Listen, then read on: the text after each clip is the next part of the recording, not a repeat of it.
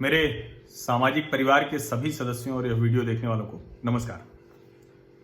एक सवाल अभी जो सबसे बड़ा है वो यही है कि अर्थव्यवस्था कैसे बचेगी, देश कैसे बचेगा।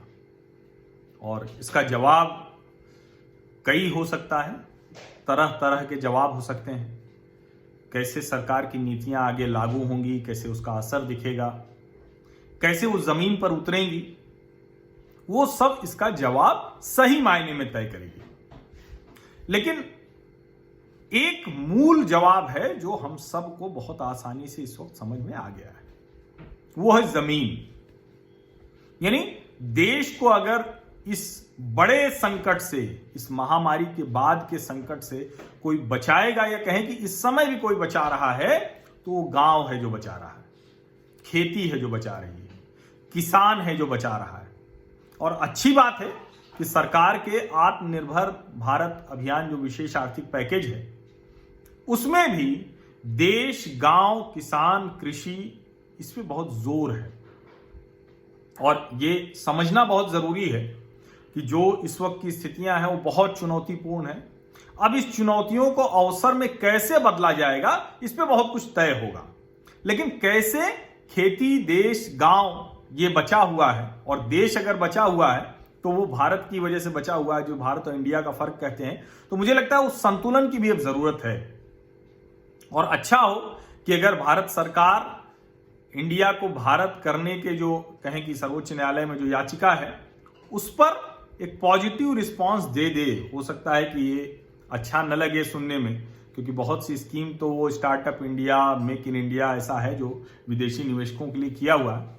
लेकिन अगर भारत कर देंगे तो उससे कोई फर्क नहीं पड़ेगा, बेहतरी ही होगी। लेकिन चलिए, ये एक अलग विषय है। मूल जो बात है जिसके लिए मैं बातचीत कर रहा हूं, अक्सर होता है कि भारत में कहने को तो ये कृषि प्रधान देश है। 60-65% लोग अभी भी खेती पर निर्भर हैं, गांव पर निर्भर हैं, किसानी पर निर्भर हैं। लेकिन अक्सर कृषि लोग को लेकर रोना ही रोया जाता रहता है। अक्सर ये कहा जाता रहता है कि बड़ी खराब स्थिति है, बहुत बुरा हाल है, खेती का बुरा हाल है, किसानी का बुरा हाल है। और इस वक्त भी जो टिड्डी दल का हमला है, जो बहुत सी मुश्किलें हैं, उसकी वजह से खेती किसानी का संकट बहुत बड़ा है। लेकिन इसके बावजूद एक बहुत बड़ा अवसर भी है जो बहुत स्पष्ट दिख रहा है। और अगर इस चाइनीज वायरस के प्रकोप से, इस महामारी से हम बच पा रहे हैं, तो वो इसी कृषि प्रधान देश होने की वजह से है। और मैंने जो कहा कि अच्छा है कि आत्मनिर्भर भारत अभियान में जो विशेष आर्थिक पैकेज है, उसमें सरकार खेत, गांव, इस सब की बात कर रही है। और 1991 में जो देश में आर्थिक सुधार हुए, औद्योगिक सुधार हुए पीवी नरसिम्हा राव की सरकार में, वैसे सुधार भारत की सरकार, नरेंद्र मोदी की सरकार खेती को लेकर इस वक्त कर रही है। बड़े बड़े जानकार इसको इसी तरह से देख रहे हैं कि कृषि क्षेत्र की स्थिति पूरी तरह से बदल सकती है। और अच्छी बात यह है कि पहले कार्यकाल में जो MS स्वामीनाथन साहब की राष्ट्रीय कृषि आयोग की रिपोर्ट थी, उसको एक एक करके चरणबद्ध तरीके से लागू किया गया है। सॉइल हेल्थ कार्ड हो, बीज अच्छे हो क्वालिटी वाले, राष्ट्रीय कृषि बाजार योजना हो, मंडी में एसेइंग और ग्रेडिंग का सिस्टम तैयार करना हो, ये सारी चीजें सब हो रही हैं। कृषि सिंचाई योजना हो, तो ऐसे बहुत से काम किए गए। अब उनका लाभ पूरी तरह से मिले तो कैसे मिलेगा?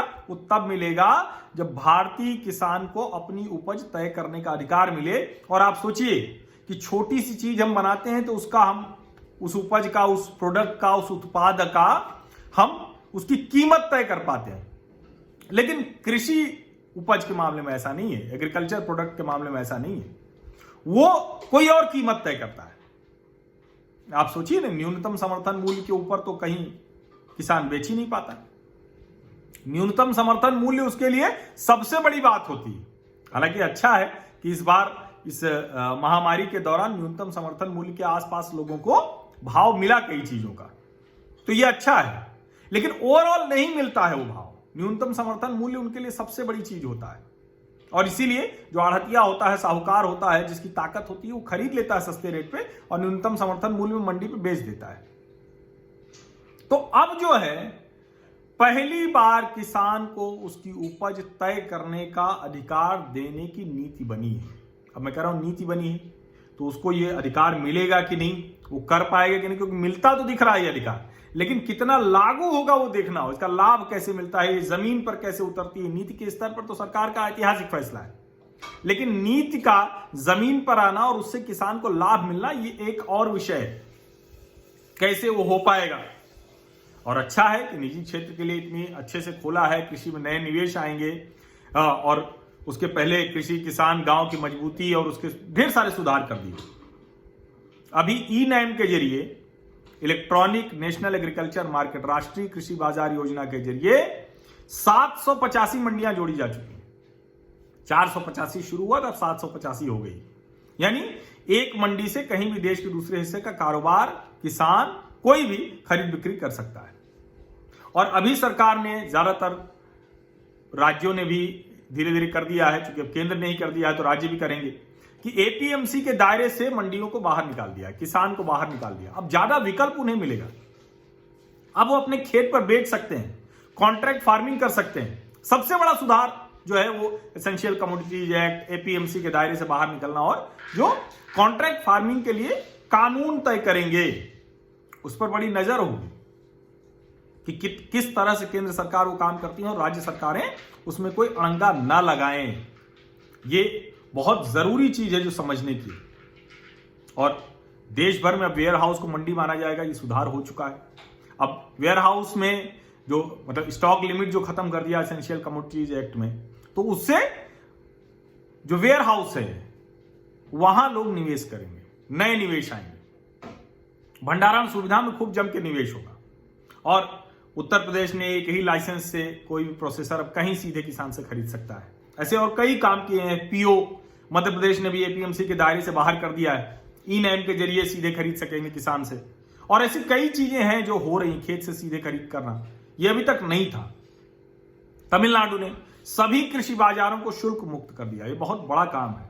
कर्नाटक में एफपीओ और कृषि सहकारी संगठन मंडी से बाहर खरीद कर सकेंगे। कर्नाटक में पहले ही वहां जो एक यूएमपी, यूनिफाइड मार्केट प्रोसेस था, उसके जरिए एक ही लाइसेंस पर देश की हर मंडी में कारोबार किया जा सकता था, जो ई नाम से पहले ही कर दिया था उन्होंने। राजस्थान ने कारोबारी, प्रोसेसर और एफपीओ को सीधे खरीद का अधिकार दे दिया। गुजरात, हिमाचल में कृषि उपज की खरीद के लिए किसी लाइसेंस की जरूरत नहीं, मार्केटिंग के लिए किसी लाइसेंस की जरूरत नहीं, यानी आप खरीद बिक्री का काम कर सकते हैं। उत्तराखंड ने वेयर हाउस, कोल्ड स्टोरेज गोदाम, प्रोसेसिंग प्लांट, इन सबको छोटी मंडी का दर्जा दे दिया है। और ये सब इसीलिए हुआ है क्योंकि केंद्र सरकार ने बड़े ऐतिहासिक सुधार किए हैं। इन सुधारों के साथ भारत दुनिया का अन्नदाता बन सकता है।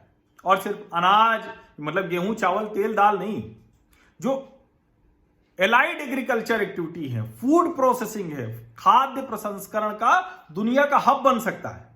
हम सबसे गुणवत्तापूर्ण अनाज दे सकते हैं, सबको खिला सकते हैं। और जब मैं ये कह रहा हूं तो ये ऐसे नहीं कह रहा हूं।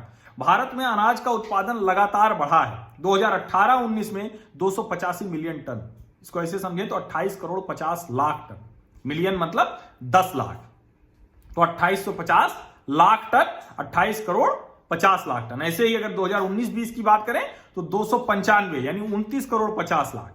और अभी जो ये चल रहा है 2020-21, इसमें भी जो अनुमानित है वो 298 मिलियन टन है, यानी 29 करोड़ 80 लाख टन का अनुमान है। भारत के जल भंडार लबालब भरे हुए हैं।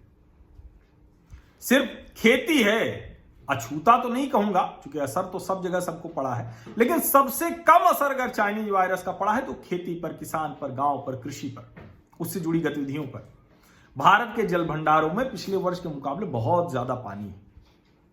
जो 2019 में था तो 21 मई तक 36.2 बीसीएम, बीसीएम मतलब जो बिलियन क्यूबिक मीटर, इतना जल था। और अभी 21 मई 2020 को कितना है? देश के जल भंडारों में 60.7 बिलियन क्यूबिक मीटर जल है। ये भारत की जो पूरी जो मूल संरचना है उसकी ताकत बताता है।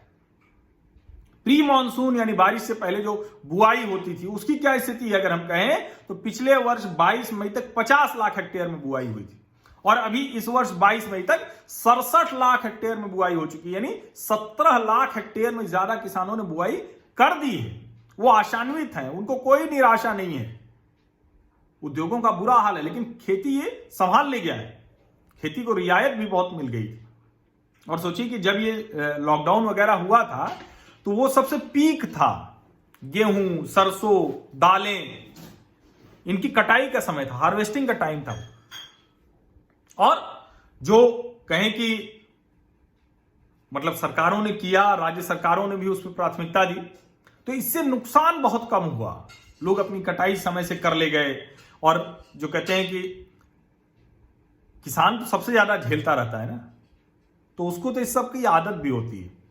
उसको बारिश होती है, टिड्डी आ जाती है, कुछ और हो जाता है, खेत चर ले गए, तो वो रोज ही संघर्ष कर रहा है। तो उसके लिए ये न्यूनतम था, ये भी एक संघर्ष था, वो निकल गया। इसीलिए मैं कह रहा हूं कि देश को अगर कोई बचाएगा तो खेत बचाएगा, किसान बचाएगा, ग्रामीण अर्थव्यवस्था बचाएगी। और इस वक्त जो सरकारी खरीद होती है वो बहुत अच्छी हुई है। उत्तर प्रदेश के आंकड़े मुझे ध्यान में आते हैं, लेकिन मैं देश के आंकड़े की ही बात करता हूं, अभी एक राज्य को छोड़ देता हूं। उत्तर प्रदेश ने बड़ा अच्छा काम किया सरकारी खरीद के मामले में। 74,300 करोड़ रुपए की सरकारी खरीद हो चुकी है, जो न्यूनतम समर्थन मूल्य पर हुई है, और जिसको भारत अभियान, आत्मनिर्भर भारत अभियान पैकेज के अनाउंसमेंट के समय वित्त मंत्री निर्मला सीतारमण ने बताया था। पिछले वर्ष अगर कहें तो सरकारी खरीद इस समय तक 34.13 मिलियन टन की थी, और अभी 34.15 मिलियन टन हो चुकी है, और सरकारी खरीद अभी चल रही है। तो अभी और होगा ये। और अच्छी बात है कि भारतीय मौसम विभाग ने इस बार भी मानसून सामान्य रहने की बात कही है। यानी अभी जब बारिश ठीक रहेगी और उसके बाद वाली जो जून से खरीफ की बुआई शुरू होगी तो वो भी अच्छी रहेगी। तो कुल मिलाकर हमारे पास अन्न भंडार बेहतर हैं, पहले से भी हैं, तो हम उस अच्छी स्थिति में हैं।